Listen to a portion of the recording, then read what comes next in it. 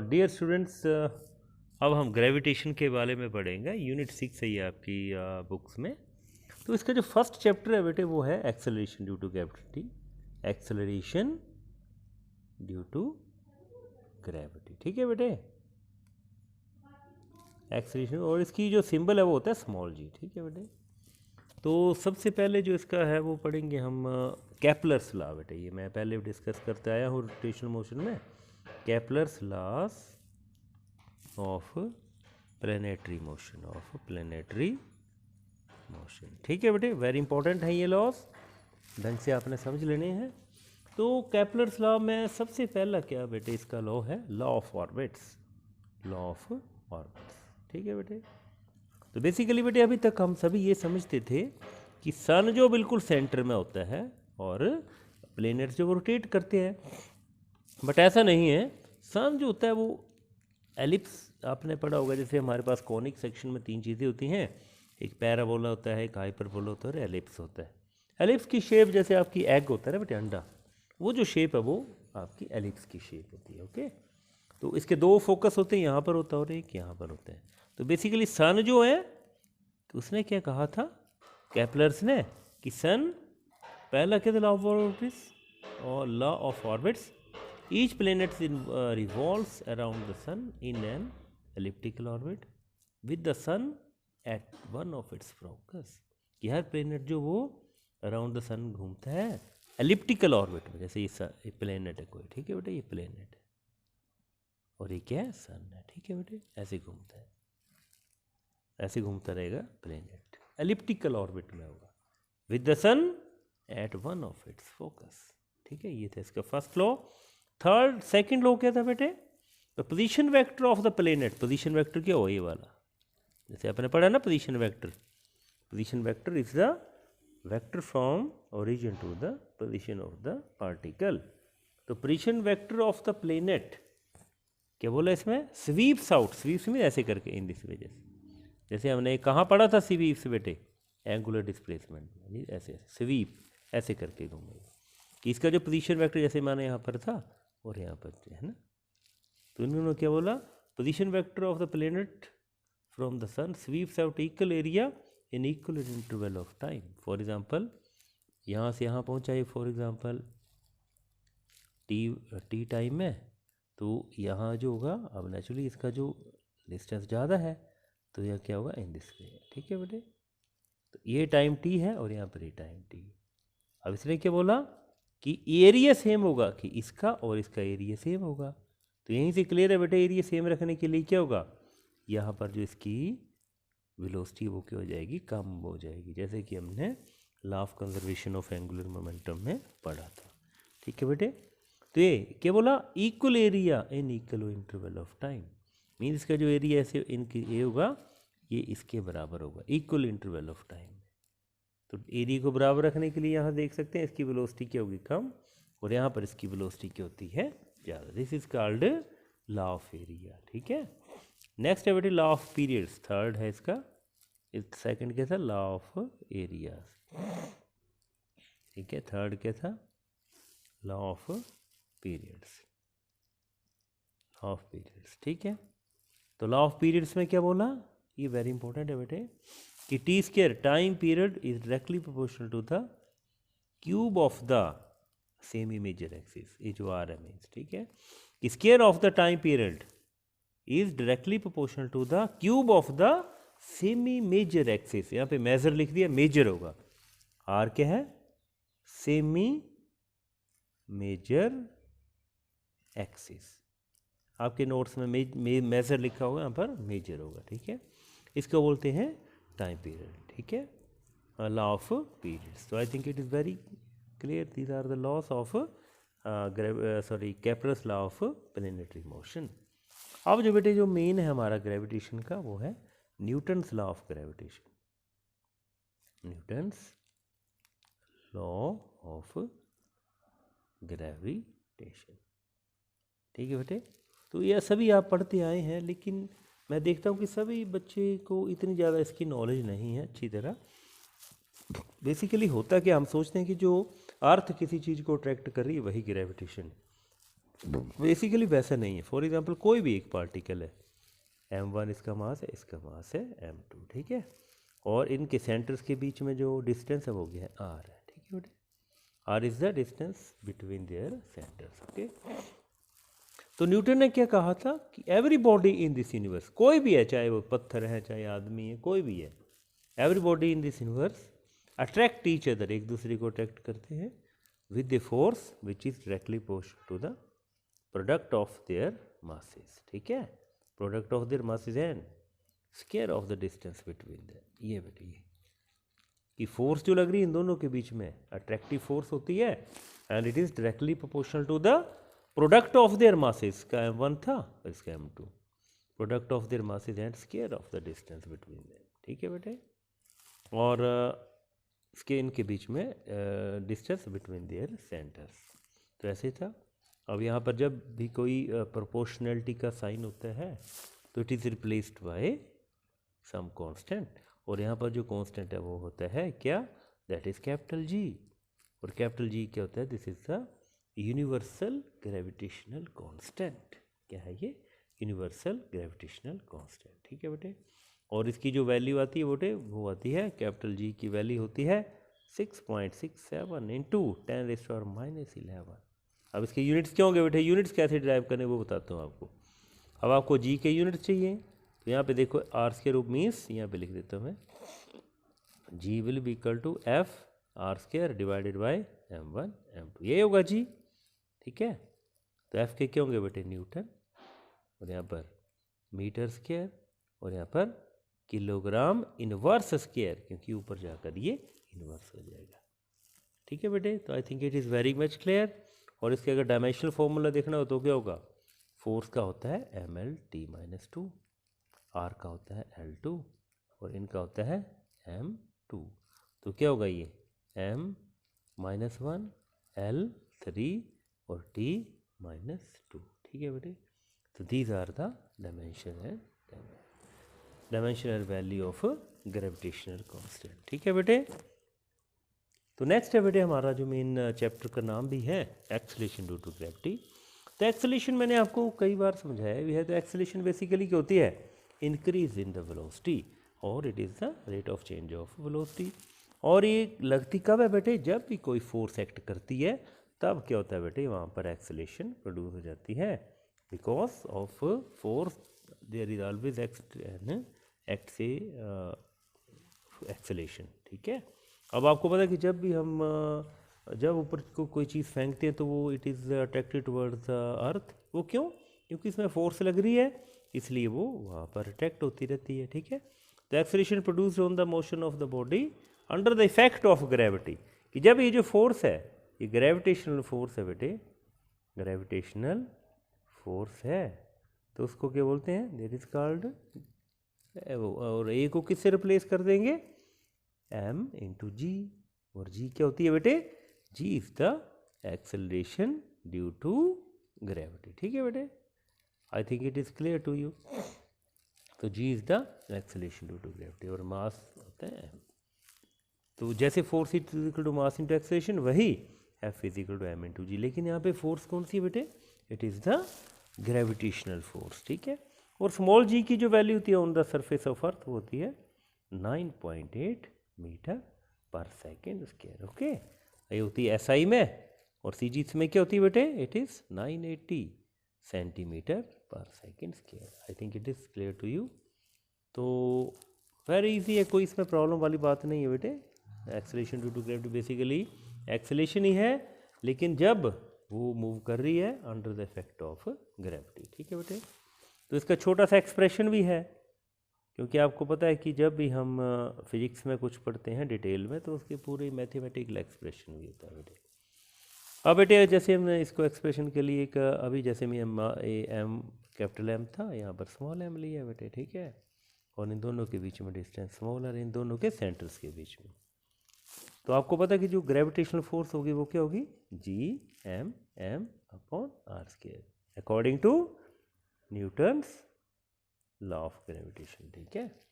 अब F की value क्या होती है बेटे, अभी हमने पढ़ा था F is equal to mg। इन दोनों को कंपेयर करेंगे, ये 1 और ये 2 है, ठीक है।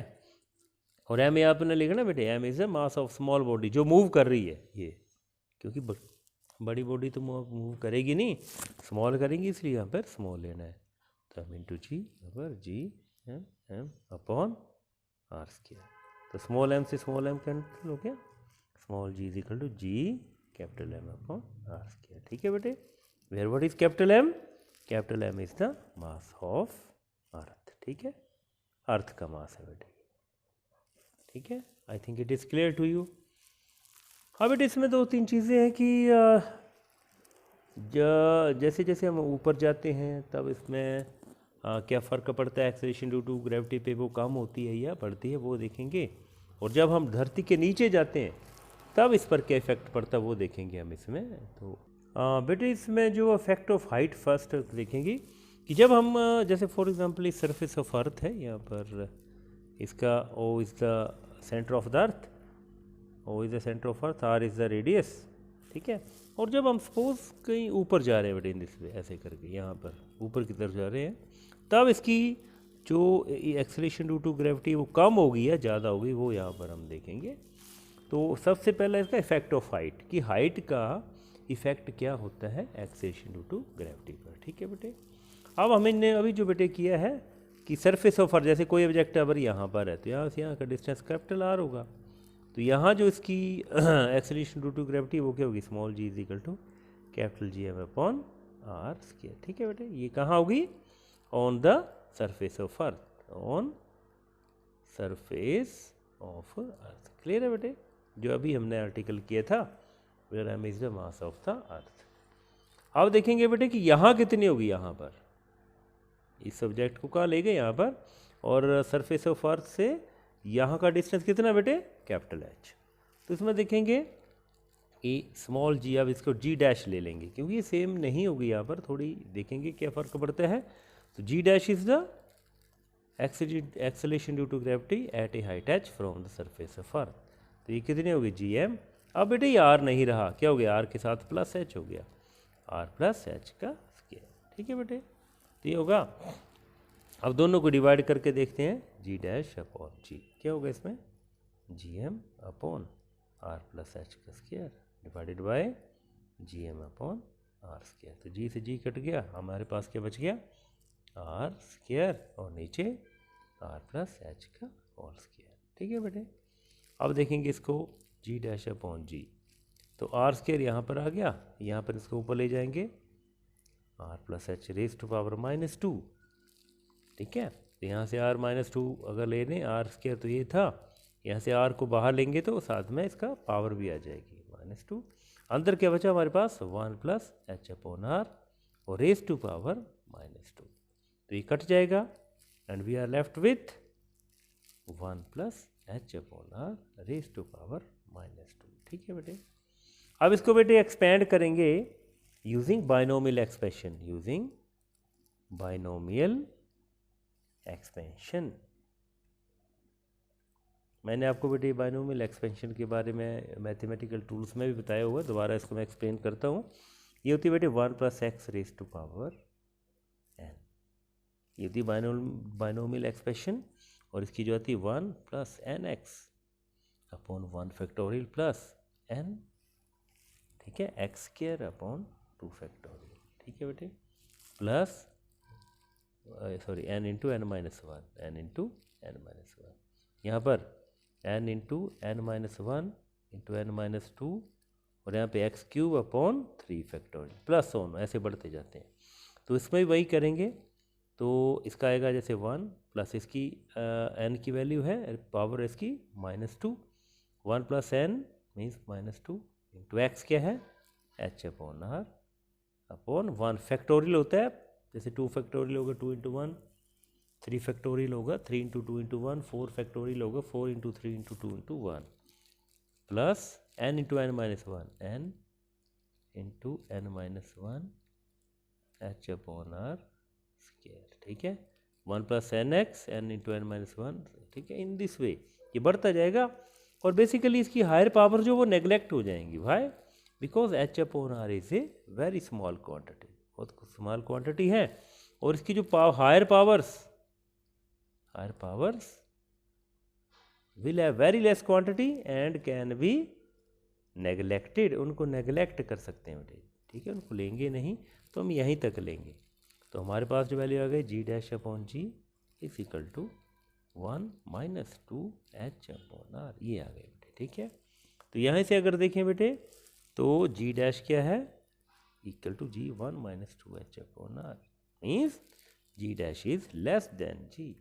इसका मतलब ये हुआ बेटे कि जैसे जैसे हम ऊपर जाएंगे हमारी जो एक्सेलरेशन ड्यू टू ग्रेविटी है वो क्या होती जाएगी, कम होती जाएगी, डिक्रीज करेगी बेटे, ठीक है।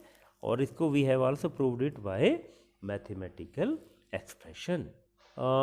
नेक्स्ट है बेटे हमारा इफेक्ट ऑफ डेप्थ, कि डेप्थ में जैसे फॉर एग्जांपल ये हमारा अर्थ है, ये इसका सेंटर ओ है, पहले हमने इसका एल्टीट्यूड पे किया और अब देखेंगे कि डेप्थ की, अगर धरती के नीचे हम जाएं तब एक्सेलरेशन ड्यू टू ग्रेविटी पे क्या फ़र्क पड़ता है, वो इंक्रीज होती है या डिक्रीज होती है, इसको देखेंगे बेटे।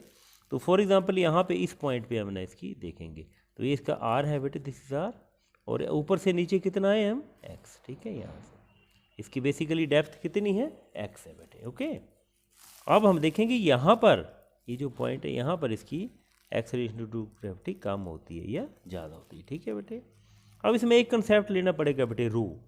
रो क्या बेसिकली डेंसिटी ऑफ अर्थ, क्या बेटे डेंसिटी ऑफ अर्थ, डेंसिटी होती है मास पर यूनिट वॉल्यूम, ठीक है बच्चों।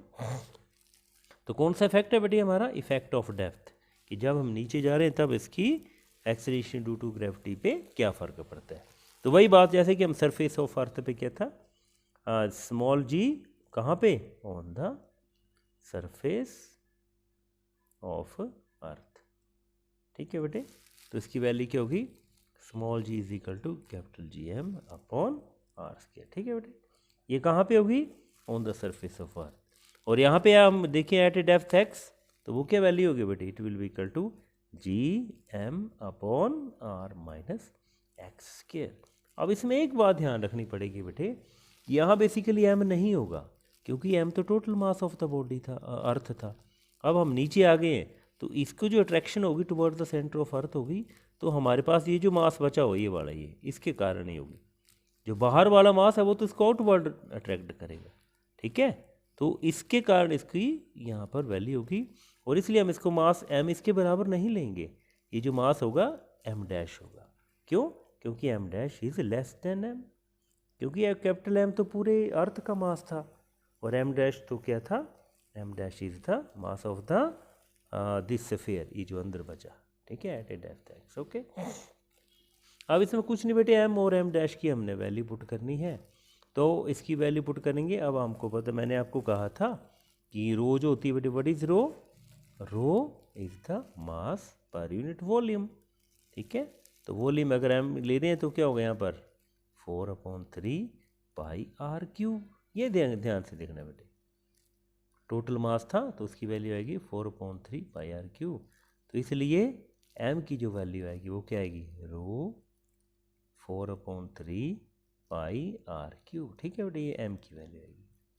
तो सिमिलरली m डैश की क्या वैल्यू आएगी बेटे, m dash will be equal to, अब यहाँ पर क्या होगा, रो तो वही रहेगा डेंसिटी 4/3 पाई, और आर क्यूब की जगह क्या आएगा, आर माइनस एक्स का क्यूब, ये बेटे दिस, ये बस डिफरेंस है और नहीं कुछ इसमें, ठीक है। एम डैश कम होगा और आर की जगह क्या लेंगे, आर माइनस एक्स, क्योंकि अब जो रेडियस है वो कितना रह गया है, यहाँ वाला ये जो डिस्टेंस है ये है आर माइनस एक्स, ओके। तो इसमें पुट कर देंगे, सो वैल्यू सीधी लिख रहा हूँ जी और डी डिवाइड करेंगे, sorry G dash upon G, तो जी डैश में क्या होगा, G upon R minus X का होल क्यूब, और एम डैश की क्या वैल्यू होगी बेटे, rho into 4/3 pi R minus X का होल क्यूब, ठीक है बेटे। और सिमिलरली इसको डिवाइड किससे करेंगे, जी से, और जी की वैल्यू क्या होगी, जी अपॉन आर स्क्वायर, और साथ में एम की वैल्यू क्या थी, रो 4/3 पाई आर क्यूब। तो जो चीज़ें कटती हैं वो बेटे आपने कर, ये सारी कट जाएंगी इससे, ठीक है। और यहाँ पे क्या था बेटे, स्क्वायर था बेसिकली, ये क्या था स्क्वायर, तो स्क्वायर से ये कट जाएगा और इससे ये कट जाएगा, तो हमारे पास क्या बचा, जी डैश अपॉन जी क्या बचा, जी भी कट जाएगा बेटे, हमारे पास बचा r minus X upon R. ठीक है बेटे, तो यहाँ से क्या बच जाएगा हमारे पास 1 माइनस एक्स अपॉन आर। तो यहाँ भी अगर आप देखें तो जी डैश की वैल्यू आएगी G into 1 minus X upon R. तो कुछ माइनस हो रहा है इसलिए G dash is always less than G. तो हमने देखा कि जो value of acceleration due to gravity वो डेप्थ में भी कम हो रही है और वो एल्टीट्यूड में भी कम हो रही है। ठीक है बेटे, तो अगर सेंटर की बात पर करें कि जी एट द सेंटर, तो सेंटर में जी एक्स किसके बराबर हो जाएगा, कैपिटल आर के बराबर। तो क्या होगा ये 1 माइनस आर अपॉन आर, ये हो जाएगा 0। तो acceleration due to gravity at the centre of earth क्या होगा, it will be equal to 0। तो I think it is clear to you बेटे। सो नेक्स्ट है बेटे हमारा इफेक्ट ऑफ शेप। तो शेप में बेटे आपको पता होगा कि हमारी जो अर्थ है that is not a circle, बिल्कुल सर्कल नहीं है बल्कि एलिप्टिकल है। ठीक है, ये क्या होगा बेटे, दिस इज इक्वेटर। ये कौन सी लाइन है, इक्वेटोरियल इक्वेटर लाइन है। और एक और what is this, this is pole, ये एक नॉर्थ पोल है यहाँ पर ये। ठीक है, तो ये पोल्स हैं और ये क्या इक्वेटर है बेटे। तो आपको पता होगा बेटे कि अगर आर इक्वेटर जो है रेडियस ऑफ इक्वेटर और ये क्या होता है रेडियस ऑफ पोल्स। ठीक है, तो इफेक्ट ऑफ शेप का क्या फ़र्क पड़ता है मीन्स यहाँ पर। अब आपको पता कि आर इक्वेटर का जो रेडियस है वो that is greater than polar radius. Polar radius से इक्वेटर का रेडियस जो बेटे वो क्या होता है, ज़्यादा होता है। पोलर का कम होता है, रेडियस ऑफ इक्वेटर ज़्यादा होता है। तो अब हमने ऐसे निकालना हो कि जी ई मीन्स इक्वेटर के अकॉर्डिंग यहाँ पर जो होगी वो क्या होगी, g M upon are e square. ठीक है बेटे, ये फर्स्ट आ गया। और similarly g p acceleration due to gravity at the poles क्या होगा, g M upon r P का स्क्वायर। ठीक है बेटे, तो अगर देखें तो इनको अगर डिवाइड करें तो क्या होगा हमारे पास, या जी ई अपॉन जी पी। तो यहाँ पे देखें g M upon are e square divided by G M M upon are e p square. तो ये कट जाएगा, तो यहाँ से हमारे पास क्या बचा, G E upon G P is equal to R P का स्क्वायर अपॉन आर ई का स्क्वायर। ठीक है बेटे, तो यहाँ से देखिए हमें पता है कि आर ई ज़्यादा है तो इट मीन्स ये क्या होगा, कम होगा। तो अपोजिट हो जाएगा, it means G P is greater than G E. ये ध्यान रखना है बेटे ये। ठीक है, इसका मतलब कि पोल्स पे जो ग्रेविटी वो ज़्यादा होगी, क्यों, क्योंकि वहाँ का रेडियस कम है। और यहाँ पर रेसिप्रोकल आ रहा है, यहाँ से देखें G is reciprocal to 1 upon R. ये ज़्यादा होगा तो ये कम होगा। ठीक है, so this is the effect of the shape of the earth. ठीक है, अच्छा बेटे यहाँ पर एक बड़ा क्वेश्चन इजी और बड़ा कॉमन क्वेश्चन बनता है कि अकॉर्डिंग टू एक करवाया भी है मैंने कि according to Newton law of gravitation the apple is, कि हम देखते हैं कि जैसे एप्पल मूव कर रहा है according to law of gravitation क्या होना चाहिए, दोनों को मूव करना चाहिए। बट हम देखते हैं कि ये अर्थ तो कभी मूव करता नहीं है इसकी तरफ, एप्पल की तरफ। एप्पल ही या कोई भी छोटी चीज़ इसकी तरफ अट्रैक्ट होती है ये वाली। तो ऐसा क्यों होता है, तो इसको एक्सप्लेन कैसे किया हो बेटे, कि अब आपको पता है कि फोर्स कितनी होती है बेटे, g M M upon are square according to Newton's law of gravitation. अब देखो बेटे, अगर एम स्मॉल एम हमने क्या मान लिया, मास ऑफ एप्पल मान लिया। ठीक है, तो अब आपको पता है कि एफ की वैल्यू क्या होगी, m into accel, mass into acceleration. और एक्सेलेरेशन किस में आ रही है, एप्पल में मान लिया, तो क्या होगा g M M upon are square. ठीक है, तो यहाँ से एम कैंसिल हो जाएगा और हमारे पास जो ए एप्पल बचा, एक्सेलेरेशन ऑफ द एप्पल वो क्या बनी, g M upon are square. ठीक है बेटे, ये बनी। अच्छा, इसी तरह हम करते हैं हम मास इंटू एक्सेलेरेशन ऑफ अर्थ। तो इसमें लिखेंगे मास ऑफ अर्थ है और यहाँ पर क्या लिखेंगे, A of earth means acceleration on the earth कितनी आ रही है। तो यहाँ पर वैसे G M M upon are square, तो एम से एम कैंसिल हो गया अब यहाँ पर। तो हमारे पास एक्सेलेरेशन ऑफ अर्थ कितनी आई बेटे, G small M upon are square. तो इन दोनों को बेटे अगर आप कंपेयर करें तो देख रहे हैं कि यहाँ पे कैपिटल एम है इसलिए एक्सेलेरेशन ज़्यादा होगी, यहाँ पे स्मॉल एम है। अब आपको पता है कि मास ऑफ एप्पल जो बहुत कम होता है तो इसलिए एक्सेलेरेशन ऑफ द अर्थ भी बहुत कम होगी। तो ये तो बेटे आपका first chapter, that is the acceleration due to gravity. Tomorrow we will take the second chapter. Okay.